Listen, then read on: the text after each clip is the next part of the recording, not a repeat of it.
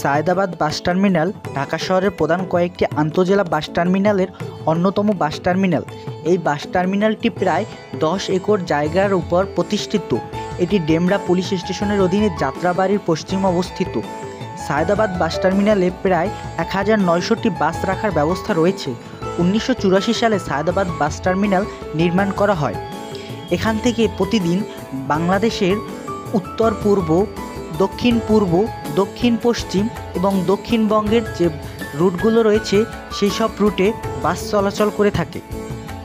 Sayedabad আন্তঃজেলা bus terminal থেকে প্রতিদিন যেসব জেলায় বাস চলাচল করে সেগুলো হলো সিলেট, মৌলভীবাজার, কুমিল্লা, চাঁদপুর, চট্টগ্রাম, কক্সবাজার, রাঙ্গামাটি, বান্দরবন, গোপালগঞ্জ, সুনামগঞ্জ, কিশোরগঞ্জ, ফেনী, নোয়াখালী, হবিগঞ্জ, সাতক্ষীরা, ব্রাহ্মণবাড়িয়া, লক্ষ্মীপুর, খুলনা, বরিশাল সহ দেশের বিভিন্ন জেলায় এখান থেকে বাস চলাচল করে থাকে।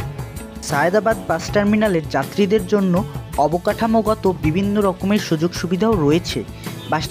বাস টার্মিনালটি প্রায় 21 বিঘা আয়তনে সব কিছু নতুন করে সাজানো হচ্ছে।